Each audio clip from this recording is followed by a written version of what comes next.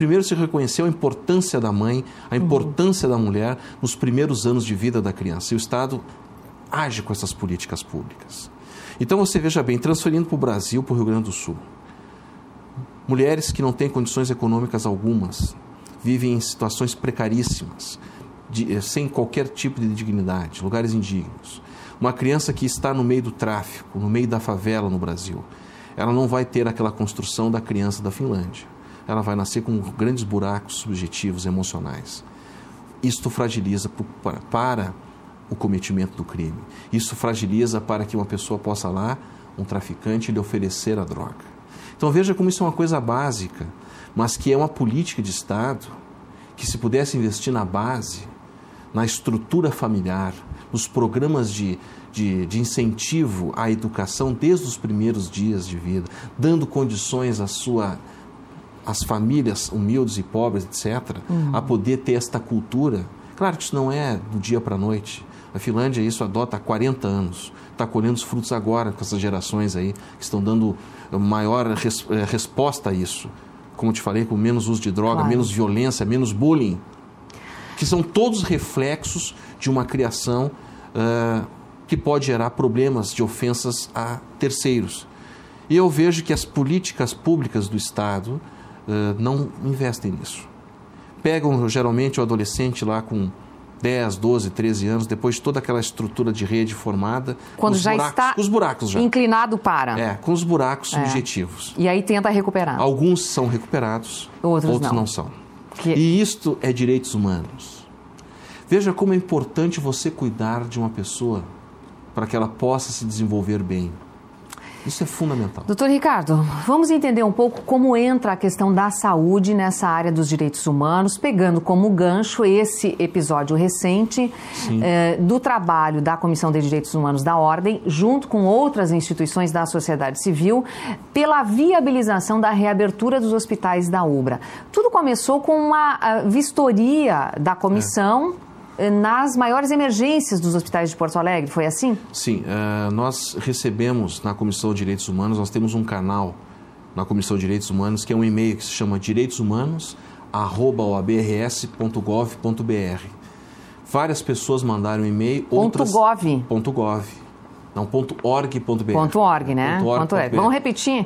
direitoshumanos@oabrs.org.br.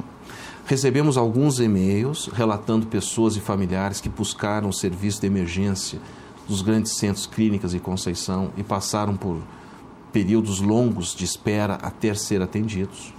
Recebemos telefonemas, pessoas que foram até a OAB reclamar. E aí eu conversei com o nosso presidente, Cláudio Lamac, que nos deu carta branca para fazer a investida dentro das prerrogativas da comissão. Fomos fazer uma visita aos hospitais Clínicas e Conceição, conhecer esta realidade das emergências aqui. Fomos muito bem recebidos pelos médicos, pelos diretores dos hospitais, porque até então, segundo eles, ninguém teria ido lá para conhecer a estrutura disso e ouvi-los. Todas as políticas, todas as reivindicações que sempre foram feitas paravam no discurso. Quando eu soube disso, falei, não, nós temos que mudar essa posição. Então a OAB chamou a audiência pública com todas as entidades de classe, CREMERS, CIMERS, os hospitais Clínicas, Conceição, sindicatos enfermeiros, FAMURCS, enfim, todas as pessoas que lidam com a saúde. Foram lá também o secretário municipal de saúde, a secretária estadual de saúde. E lá nós ouvimos, porque a função da nossa audiência pública era entender o caos e o que nós poderíamos para resolver a curto prazo, minimizar esse problema. A audiência pública se constrói em cima disso. E uma das propostas da audiência pública foi justamente que pudesse ter 2 hospitais em Porto Alegre, fechados, que poderiam servir de base para minimizar o problema de leitos nos hospitais. Porque é importante que se diga que as emergências estão superlotadas muitas vezes porque existem pessoas... Não tem leito. Não tem leito para internação interna na emergência. Isso. Então, na verdade, isso é um problema de tempos. não é de agora, de tempos passados, se discutindo muito e não se avançava. Nós, então, discutimos isso, vimos a viabilidade jurídica, porque esses hospitais, de alguma forma, estão sob a tutela da Justiça, em virtude da grande dívida da UBRA para com a União. Conversamos com o juiz Dr. Guilherme Pinho, que no primeiro momento não ficou muito claro que, parecia que a Justiça estava emperrando isso, muito pelo contrário, o Dr. Guilherme Pinho foi uma pessoa íntegra, é uma pessoa de direitos humanos e disse, apresentando garantias para que esse hospital funcione, eles serão liberados. Por que eles estavam fechados? Após a crise da UBRA? É que não pôde manter, o custo não pôde ser mantido. Muito embora já existiam tratativas desses hospitais, o governo do Estado, nada avançava. Então a OAB foi para a linha de frente, criou esta comissão envolvendo esses órgãos da saúde, fomos ao juiz, chamamos o Estado, estamos conversando para que se possa ter uma viabilidade, pelo menos de um hospital no primeiro momento, que é o Independência, que nós fizemos uma vistoria com o CREMERS, o Dr. Fernando fez uma vistoria, fez um laudo tanto do Hospital Independência quanto do Hospital Conceição, construiu, entendeu que o Independência está mais apto a curto prazo do que o luterano, que necessitaria de algumas reformas maiores. Claro. E são 150 leitos. Ou que seja, poderiam ajudar, né, na construção de uma minimização do problema das emergências. Já que a UBRA não tem condições de assumir a reabertura, ficaria com quem esse compromisso? A discussão ainda pende, né, de alguns detalhes, porque a UBRA tem uma mantenedora, né, que ela trabalha com a administração. Ela tem esse grande interesse de continuar administrando, mas com aportes do governo federal, principalmente porque o Hospital de Clínicas e Conceição teriam interesses de encampar esses hospitais, mas também teria a participação da União nos Ministérios da Saúde e da Educação, porque o Hospital de Clínicas é um hospital formação, né? Um hospital universitário.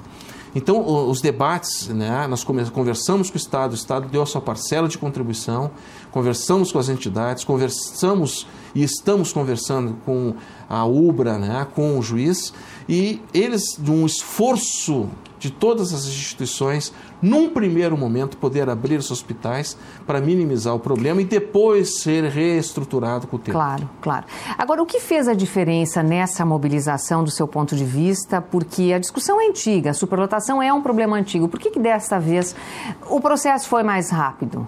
Porque a Ordem dos Advogados do Brasil, né, o seu presidente, Cláudio Lamáquia, um homem determinado, encampou isso e foi nos lugares que deveriam ir, certo, onde estavam obscuros, com base nas informações que nós tiramos. O que foi? Foi um debate, claro, com informações concretas e objetivas que nasceram ações objetivas. Não teve nenhum cunho partidário ideológico, teve um cunho partidário para com direitos humanos. Isto faz a diferença. Quando não há interesses outros, e sim um único interesse, a cidadania, a manutenção da saúde, o desenvolvimento das ações, elas se efetivam, esbarram em questões burocráticas. Porque daí a OAB, ela dá a visibilidade do problema, ela traz a discussão do problema e vai apontar depois, se não foi a União que não tem interesse de aportar o bem ou qualquer outro ente político, de gestão política que não tem interesse. Isso a sociedade vai ter que saber. Esse foi um exemplo claro de como a questão dos direitos humanos e a saúde estão próximas. Isto. Direitos humanos e saúde é um grande direito humanos. Eu diria que a saúde é o principal, porque sem saúde física e mental não há cidadania, não há exercício pleno de outros direitos que vêm na sua cola, digamos assim. O que o senhor diz daquilo que foi visto nas emergências, de pessoas que ficam horas ou na fila ou ficam internadas ali nos corredores? O que afronta é essa ao que prevê a legislação mundial dos direitos humanos? A questão universal da saúde, a questão da dignidade.